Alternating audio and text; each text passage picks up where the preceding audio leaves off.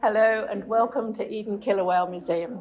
My name's Tricia. I'm a volunteer guide here and I hope you can enjoy looking at all our exhibits as much as we all do.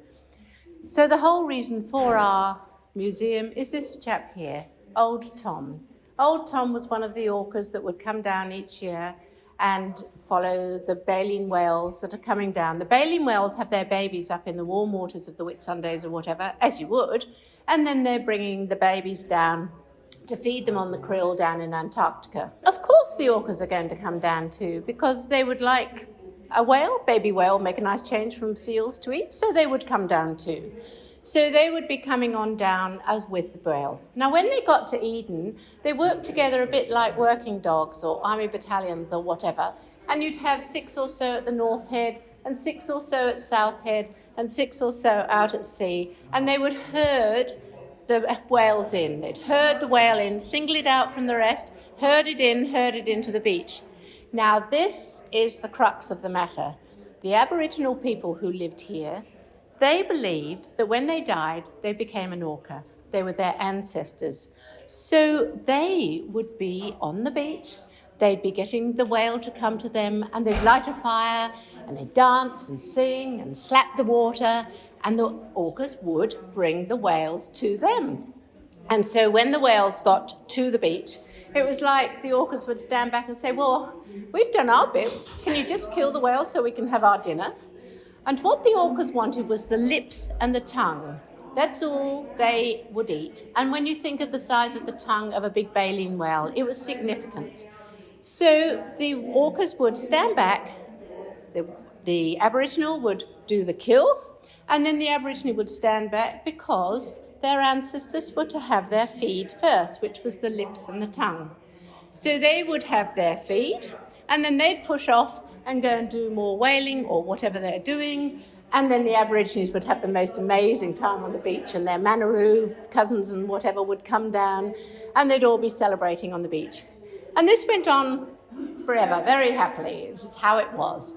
And then the white fellas came, and the bass, and they discovered this area here, and well, there was this wonderful bay, and there was a whale there, dead. Well, hey-ho, we'll start whaling here. Everyone wants whale oil. We want street lamps. We want warm fires. There's an industrial revolution. So everyone would want the whaling oil to make it all happen.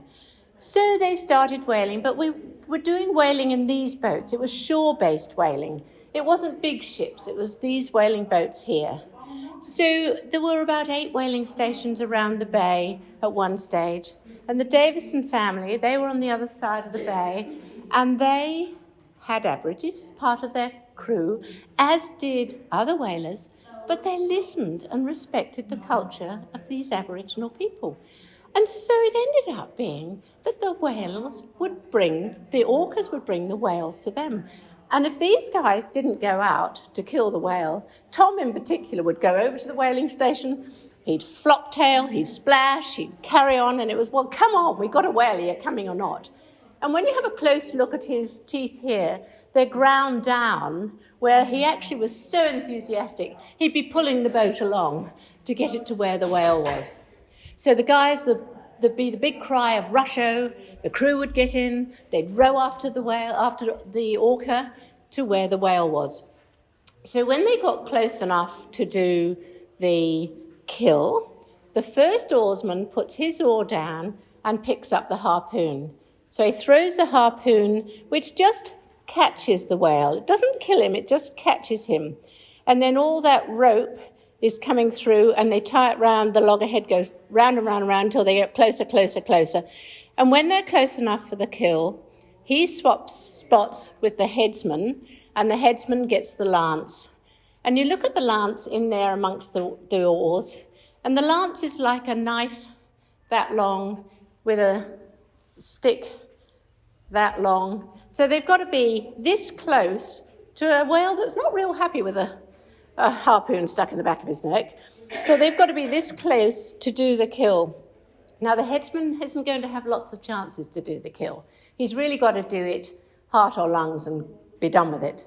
So when the whale is killed, then the Davidsons would put a sign up saying this whale belongs to the Davidsons, and then they would go back to base, and the orcas would have their feed of the lips and the tongue. And when the orcas had had their feed, they'd push off out to sea and do whatever they needed to do, and the whalers, they would come back and retrieve their whale and then process it for all the export.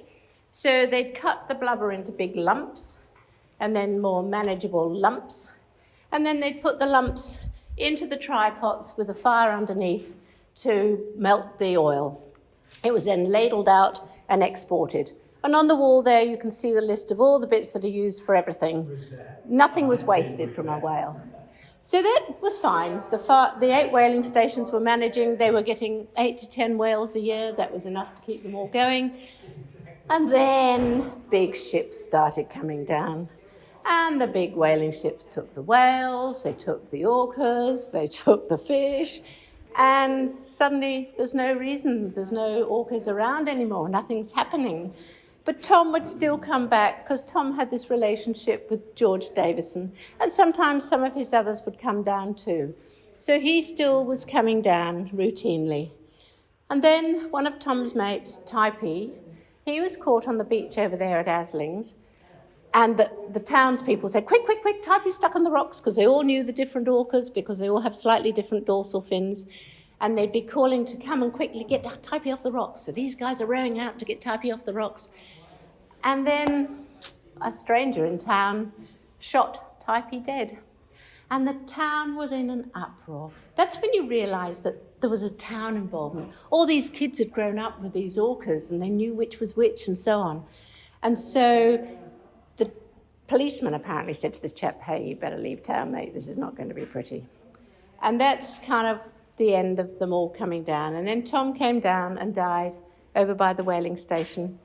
And the townspeople got together and said, you know what, we all love Tom so much and his other family, and we'll clean up his bones and we'll build a museum for him.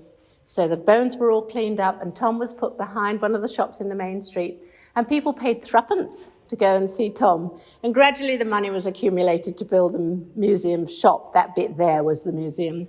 And ultimately they have extended, and we have extended, and we're still extending more soon. So that's the story of Tom, and that's the bit I'm passionate about, I suppose, because it is unique. It is the only place in the world with this documented relationship between the man and the orca. And we have scientists come to see and do research and stuff. It's special and it's real. And for me, it's, hey, people listened to other people and it was win-win.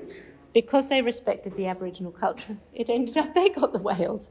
So, yeah, that's what I'm passionate about, and I hope you can enjoy all the other exhibitions that are happening here in this museum. Thank you.